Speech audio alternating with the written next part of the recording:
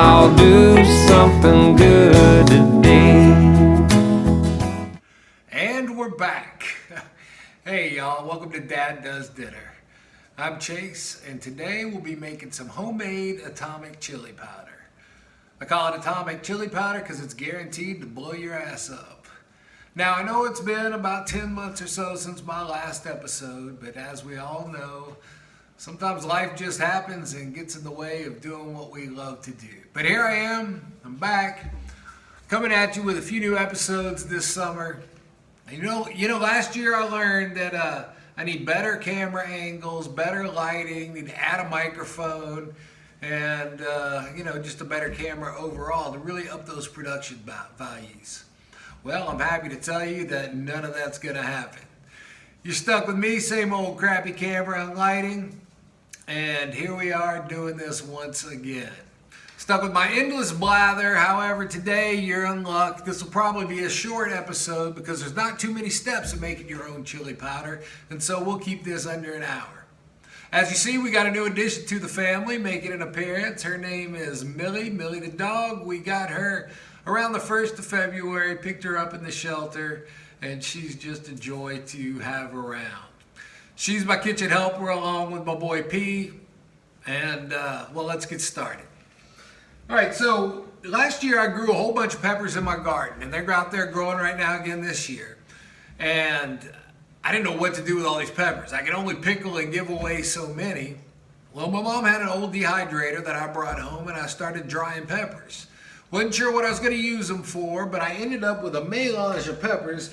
This is about half to 2/3 of what's left in this bag. And you can see here, I've dried them out. We've got a lot of habanero peppers and some poblano peppers, and a dried poblano is called an ancho, jalapeno peppers, Anaheim peppers, all these different peppers that I dried out. And ran across an episode of Good Eats where Alton Brown, my good buddy, was making some chili powder, and I said, hey, that's a great idea. Now, so I looked up his recipe. His recipe calls for anchos, arboles, and cascabel peppers, and I figured, well, heck, I can just make my own. Well, all my peppers that come out of my garden end up being pretty spicy, and as you know, spicy is how I like it. But the good news is, if you want to do this at home, you can get whatever peppers as spicy or mild as you want. The bonus of making your own chili powder, you'll find that it's got a much deeper, richer flavor, and you know everything that goes into it. It's just a few spices involved, and I encourage you to do it yourself. We're lucky here at our H-E-B. We got a decent selection of dried peppers. If you don't have any in your local grocery store, you can certainly order them online.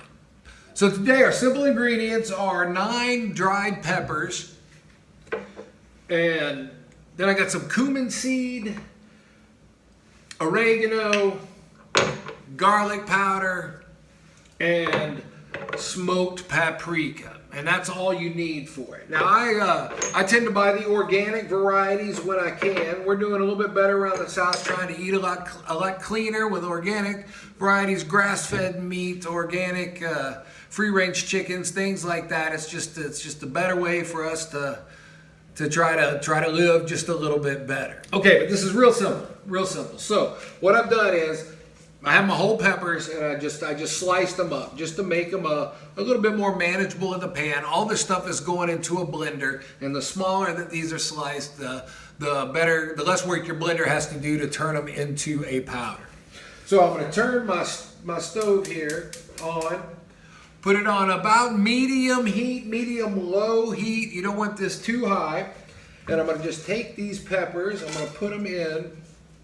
And depending on how many peppers you're handling and how much cutting you're doing, you may want to put on some gloves. I made a mistake once of making a whole mess of jalapeno poppers without wearing gloves. My hand burned for 2 days. I had to sleep with it in a towel that had been soaked in milk. It hurt so bad. So learn my lesson there. Okay, so just a little bit of handling here, I'm fine. And so I got those in the pan. And then I've got 2 tablespoons of whole cumin seed. Now, whole cumin seed is just a little bit more difficult to find. Not every grocery store carries it. But you want the whole cumin seed because we're going to toast it, which is really going to deepen its flavor on this. And if you remember from one of my episodes last summer, I talked about the difference between toasting spices and warming spices. You know, we toast whole seeds. We do those on a little bit higher heat than what we would do than when I put just maybe the garlic or the paprika in the pan where I just warm it, okay? So toasting those seeds actually changes that seeds a little bit. Remember, just think about toasting a piece of bread. You know, the bread kind of chemically and physically changes and becomes just a different version of itself. The same thing happens with this cumin seed, all right?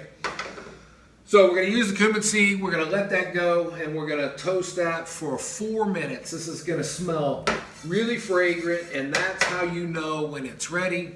We're also intensifying those dehydrated peppers, their flavors, and that's what the warming and the heating of it does. So 4 minutes have elapsed, and my cumin's getting really fragrant. I'm gonna let it go for 1 more minute, and I'm gonna add the rest of our spices here. I've got 2 tablespoons of garlic powder, 1 tablespoon of oregano, and 1 tablespoon of paprika. And that's gonna go for just 1 more minute. Once again, just trying to warm these up, intensify those flavors. I tell you, when that paprika hits the pan, man, it's really a wonderfully intense smoky aroma that's happening in here right now. I love it. Notice I'm using a non-stick pan just in case, you know, there's any moisture that you're pulling out of anything that you got going on here. That helps, you know, keep it from sticking and helps you able to just move it around on the pan a little bit more.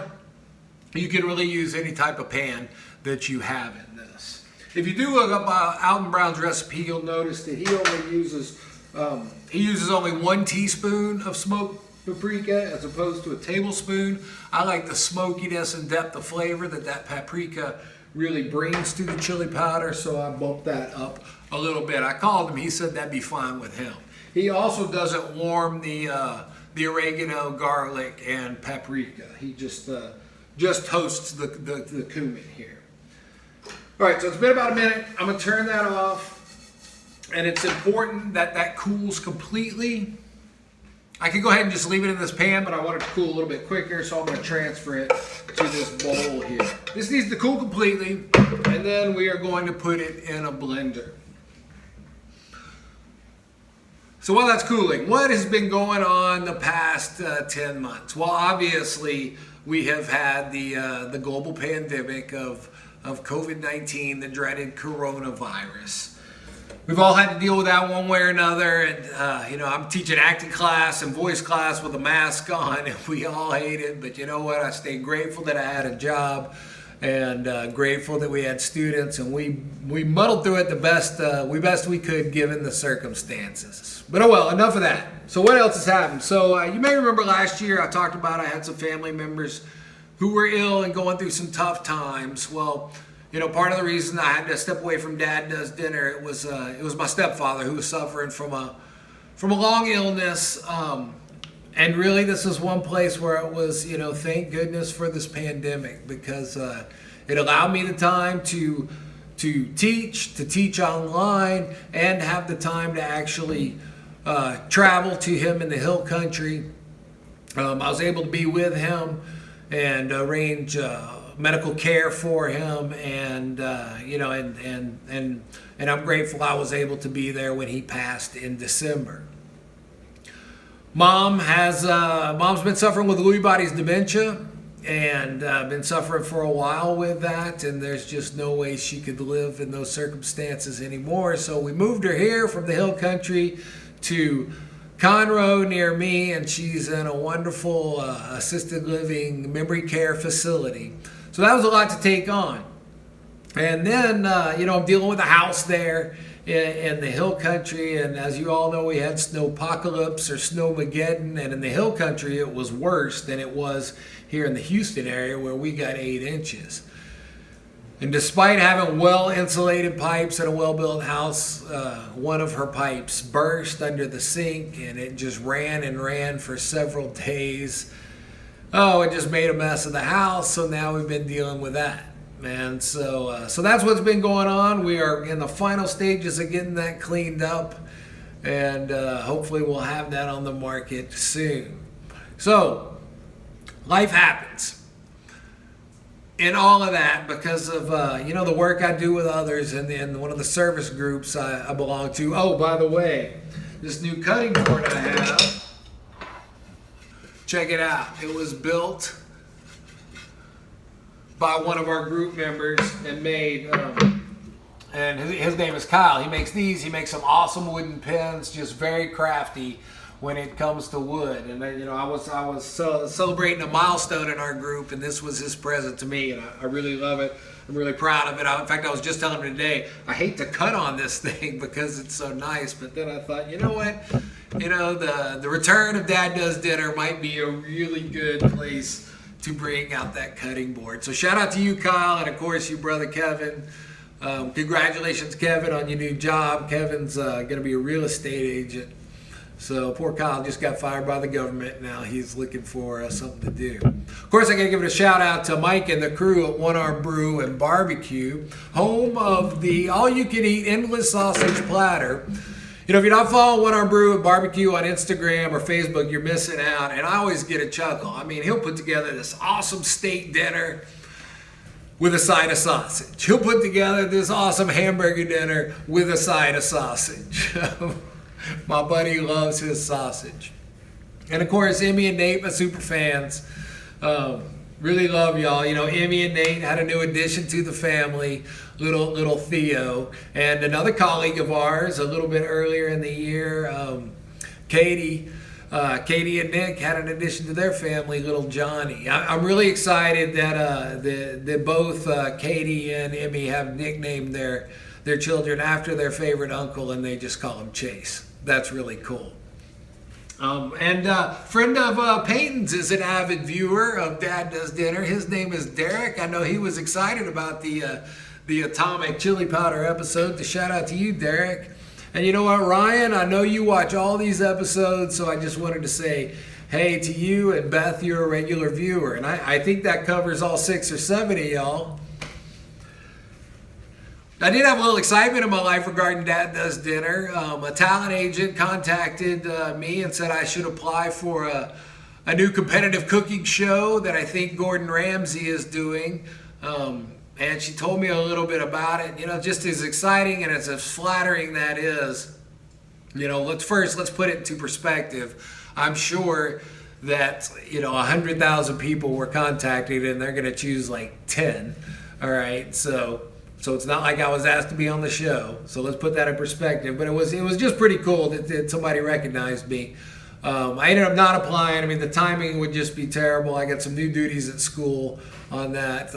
And also, I'm not a competitive cook. I mean, y'all know I don't do anything fast. I can't make a peanut butter and jelly sandwich in under 30 minutes. So that was pretty cool, just to get a little bit of recognition. So anyway.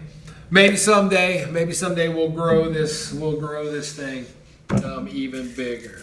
Okay. So don't you got to be patient with this. All right. You don't want it warm at all. You want this completely cool before it goes in, because if you put it in warm, there might be just a little bit of moisture in there, and it's going to cause it to clump up a little bit. You saw when I was getting it out of the pan, it stuck just a little bit. That's just because of the moisture that comes with warming everything up. So we're going to get this cool, and then we're going to stick it in the blender. Okay, the spices and the peppers have cooled completely. I transferred them to a paper plate to make for easy transfer into the blender. I'm going to put these into the blender. Now, this blender right here, this is a Vitamix. It's a 20-year-old Vitamix I got from my mom's place, and it is simply amazing. Now, this is like a $700 or $800 blender, something that, I really wouldn't purchase for myself. And if you don't have one, don't worry.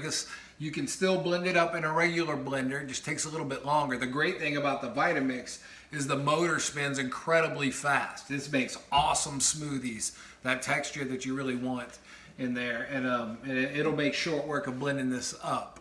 You can also I've also used a mini food processor before I got the Vitamix, and the mini one worked really well. I've tried a regular food processor, which works. It just takes a really long time to get everything down to a fine powder that you want. So use what you have. Hopefully you've got a good blender, maybe a Ninja that's pretty affordable. That'll do a pretty good job with this stuff. I want to talk a little bit more about my stepdad. Every time I mention him, I get a little lump in my throat and I get a little emotional. But my stepfather was probably the most upright, moral, principled man I have ever known in my life. There was right and there was wrong, and he always strived to do the right thing. Served in the Air Force for over 20 years. Flew in the B-52s over Vietnam. After he got out of the military, he worked for a military contractor and ended up spending the end of his career working overseas in Egypt and Bahrain. And he was teaching the Egyptian and the Bahrainians the avionics or the electronics of the F-16 aircraft. I was fortunate enough to be able to move over to Egypt and make his life hell for 2.5 years. And I'm grateful for that, grateful for the opportunities. Think about him a lot, miss him a lot. And, Wayne was just a great guy. When I can get through it, I'll do a bratwurst episode. He absolutely loved bratwurst, and he got real excited every time I cooked it. And so when I do that, we'll dedicate it to him. We'll just see if I can get through it. I would be negligent if I also didn't give a shout out to my brother's mother-in-law, Beth. She's an avid watcher, is happy to tell me what she likes and doesn't like, and probably has been the single biggest promoter of the Dad Does Dinner pot roast. That's been a really popular meal. My brother also, he's proud of what I do, and he loves the green chili enchiladas as well as the pot roast. And he's got several thousand followers on Twitter and on and a group that he talks to on Telegram, and he sends them those recipes, and some people are trying those a lot. So he may be an asshole most of the time, but I love him and appreciate him. So we're going into the blender. Now here's what's important. Make sure this is sealed well. You're topping your blender. I know sometimes we're doing stuff, we just kind of throw that on there. If it's loose, who cares? But you want this sealed well. And the Vitamix comes with a plunger. That plunger goes in, okay? And we're going to turn this on high, and we're going to blend this to a fine powder. How long it takes just depends on the tool that you are using.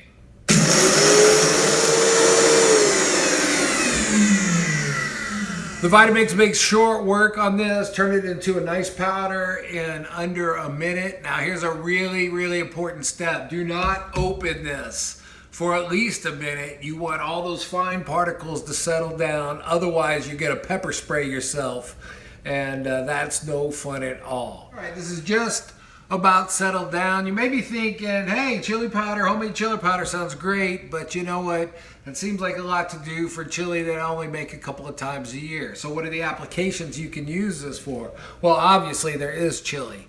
I use 3 tablespoons in just your standard pot of chili. Guess I'll have to do an episode on that.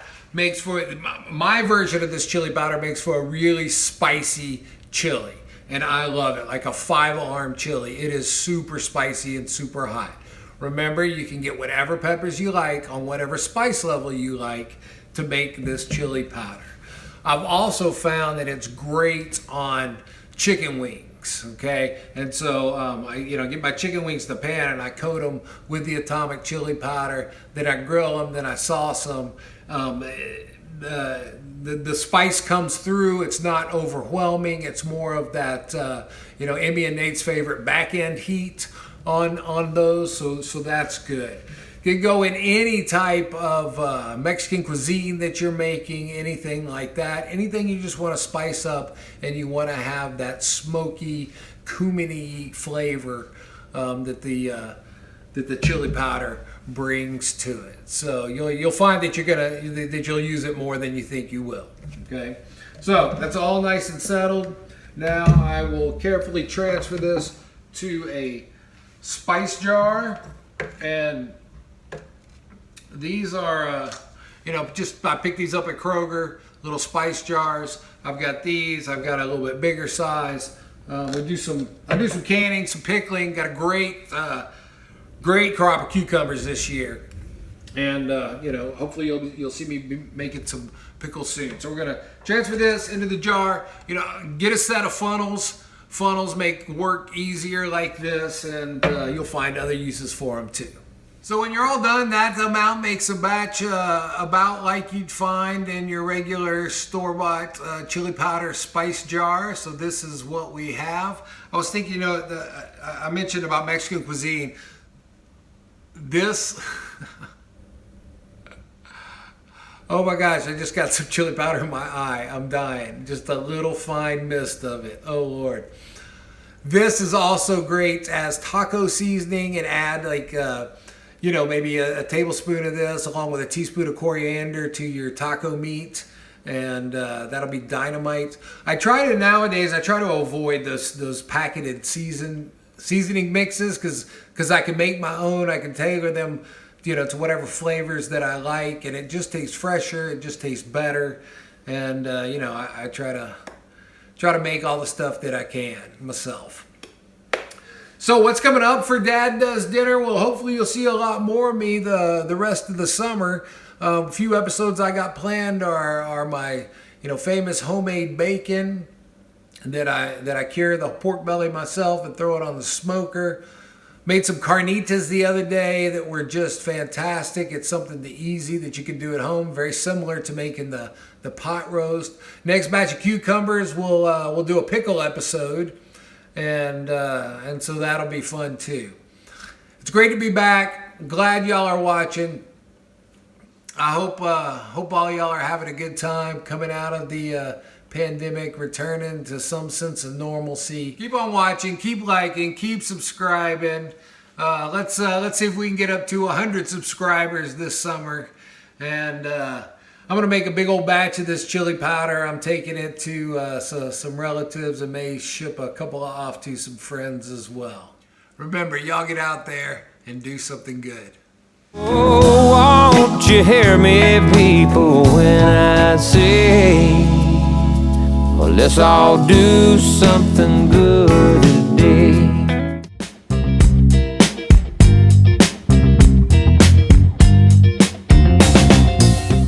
Just wanted to clean up a few things.